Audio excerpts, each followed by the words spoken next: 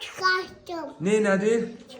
Kukamı onu çıkarttım. Elə özün çıxartdın qutqanı. Aha. Aferin sənə. Bə hara qoydun? Yaşlı çizdirdə şafak tutmadım. Yerə atıb gizləyəsən şahvələt götürməsin. Hə, şeydir. Aha, verərsən mənə gizləyərəm şahvələt götürməz. Yaxşı. Dur.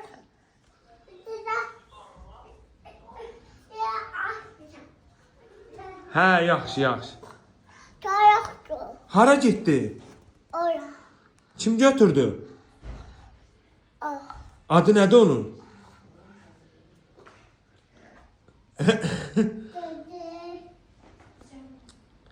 Tapdın. Hə, ver mən gizləyəcəm, ver. Sağ ol. Hə, sağ ol.